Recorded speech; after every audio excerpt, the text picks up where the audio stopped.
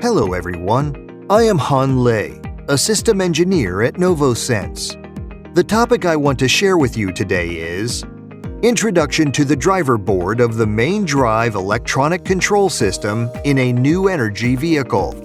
This sharing consists of 3 parts. The first part is the main drive electronic control system and the NSI 6611 base driver board.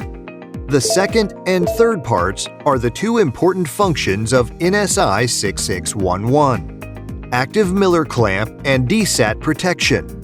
Let's look at this picture. Inside the blue box is the structure diagram of the main drive motor controller. On the left is a low-voltage battery pack for low-voltage power supply. This is the VCU, which sends vehicle instructions to the electronic control system through CAN communication and reads the status of the electronic control system.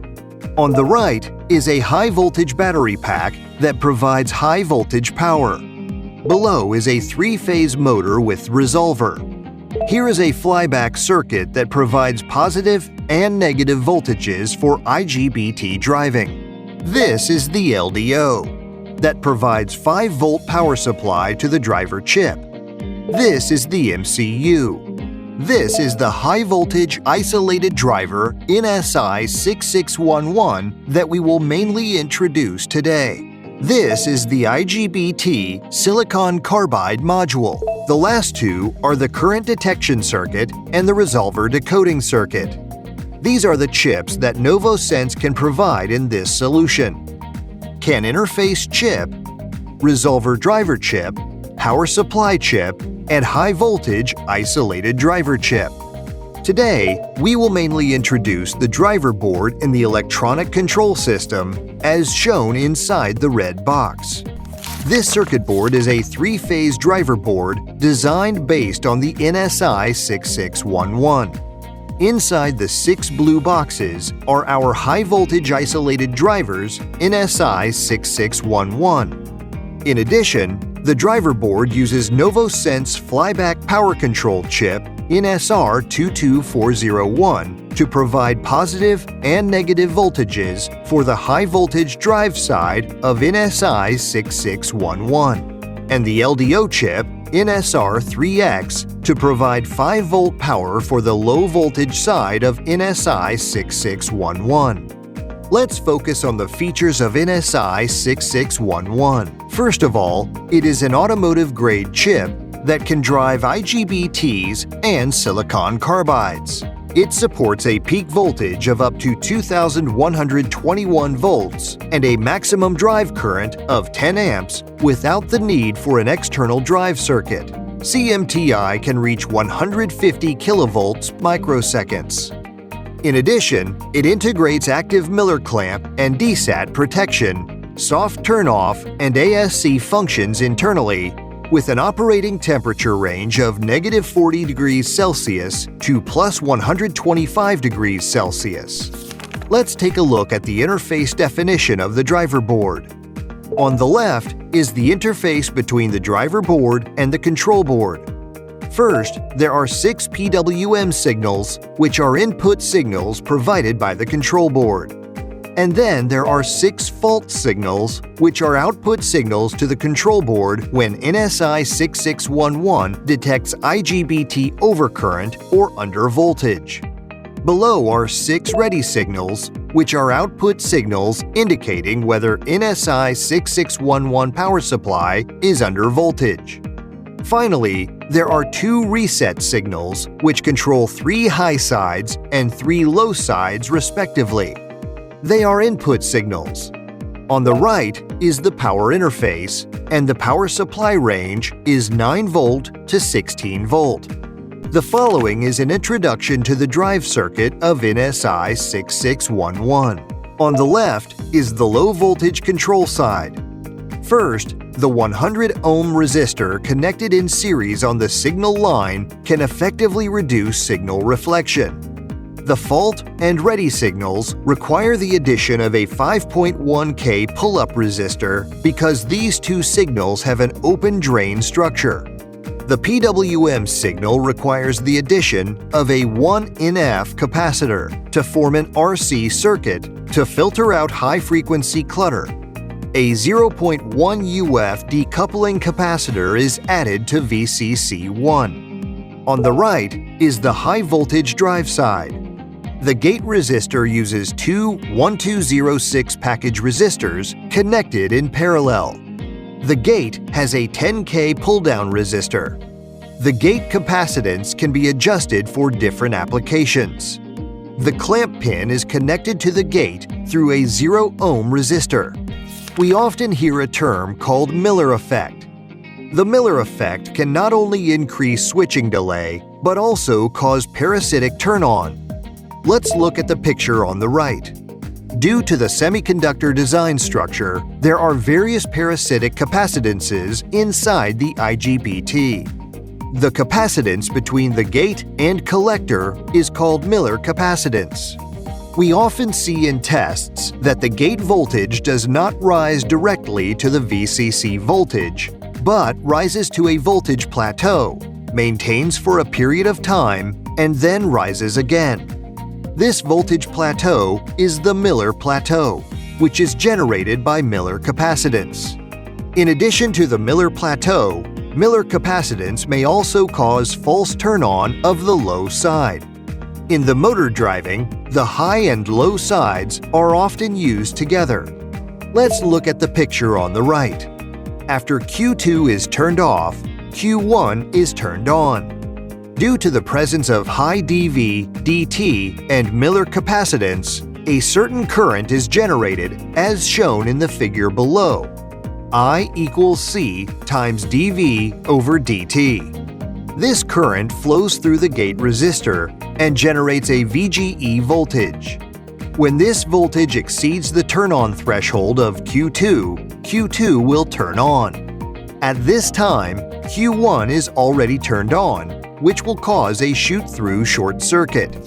Let's see how to solve the shoot-through problem caused by the Miller effect. First, we can use negative voltage turn-off to solve this problem. However, negative voltage turn-off will increase the power supply design complexity and BOM cost. The second option is to use a driver chip with Miller clamp function. Let's look at the picture on the right. This is an IGBT turn-off process controlled by a driver chip with Miller clamp. First, the OUTL tube is turned on to reduce the gate voltage. Then, when the gate voltage drops below the clamp threshold, the clamp tube will be turned on and the OULT tube will be turned off. This path can effectively bypass the gate resistor, thus avoiding the phenomenon of shoot-through. When we get a power device to design a drive system, we will definitely pay attention to the maximum voltage, maximum current, RDSON, and other basic parameters. There is another parameter that deserves our attention, and that is the short circuit function. Because if you want to design short circuit protection, you need to know the short circuit capability of the device. Let's look at the parameters of the short circuit function of an IGBT. At 25 degrees Celsius, the maximum short circuit time is 6 microseconds, which means we need to turn off the IGBT in time within 6 microseconds. Let's take a look. During a short circuit, the current can reach 4,800 amps. This value is generally 6 to 8 times the normal operating current. Once a short circuit occurs, a large amount of heat will be generated instantly, and the junction temperature will rise sharply. If it is not turned off in time, the device may be burned, and there is even a risk of fire. This must be avoided in system design. Generally, the short circuit time of IGBT can reach up to 10 microseconds, while the short circuit time of silicon carbide is 2 to 3 microseconds, which brings great challenges to short circuit protection. We must be able to detect a short circuit in time and perform turn-off in time. How do we detect a short circuit? Method 1. current detection. We can connect a resistor in series with the IGBT or use a current sensor to directly detect the current, but this solution will make our system very complicated and increase our BOM cost. Method 2. Desaturation detection. We often call it DESAT protection. Let's look at the picture on the right. This is a graph of VCE voltage and collector current. We can see that when VCE is less than 0.4 volts, no current flows. This is the cutoff region. As the VCE voltage increases, the current will also increase. This region is the saturation region. This part after that is the linear region, also known as the desaturation region. Usually, the IGBT works in the saturation region. If a short circuit occurs, it will enter the desaturation region. We can see that in the saturation region, the VCE voltage generally does not exceed 2 volts. If it enters the desaturation region, the VCE voltage will rise sharply and even reach the system voltage. Desaturation detection is to detect whether the IGBT has entered the desaturation region by detecting the VCE voltage. Let's take a look at what DESAT detection consists of. First, internally, NSI 6611 integrates a 500 microampere constant current source and a comparator. And externally, the chip needs to be configured with a DESAT capacitor, a resistor, and a high-voltage diode. When the IGBT is normally turned on, the VCE voltage will basically be lower than 2 volts. At this time, the diode is in a forward turn-on state, so the voltage value of VDESAT is equal to the voltage drop of the resistor, plus the voltage drop of the diode, plus the VCE voltage. Assuming that the resistance is 100 ohms, the forward voltage drop of the diode is 1.3 volts, and VCE is 2 volts. Then, according to the following formula, we can get that when the IGBT is turned on normally, the voltage detected by DESAT will basically be less than 3.35 volts. When the IGBT is short-circuited, the VCE voltage will rise sharply. At this time, the diode is in the off state. The current will flow to the DESAT capacitor and charge the DESAT capacitor.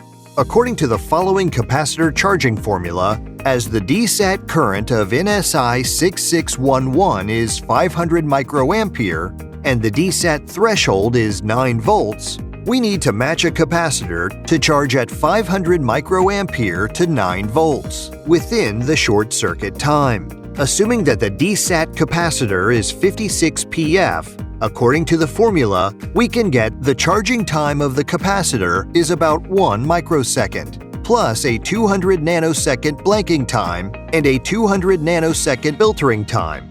The total short circuit protection response time should be 1.4 microseconds. This time is not only shorter than the safe short circuit time of IGBT, but also shorter than the safe short circuit time of silicon carbide. Let's look at the picture on the right.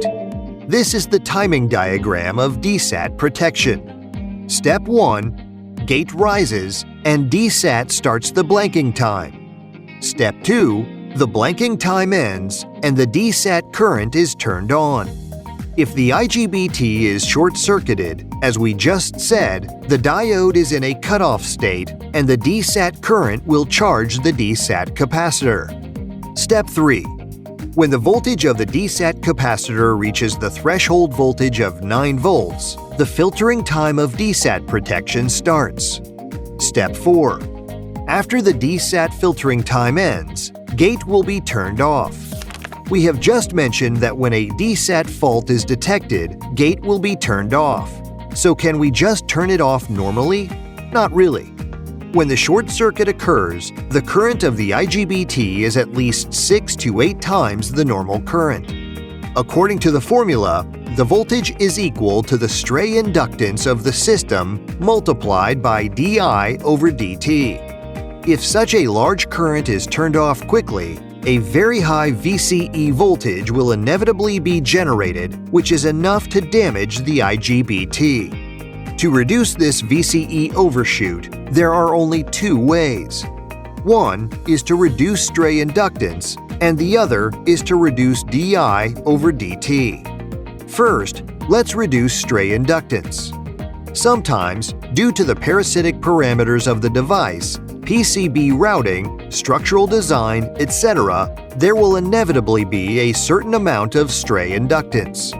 Then, let's reduce DI over DT. The current is certain. We can only increase the turn-off time, that is, let the IGBT turn off slowly. NSI 6611 can provide a 400 mA soft turn-off to suppress VCE overshoot.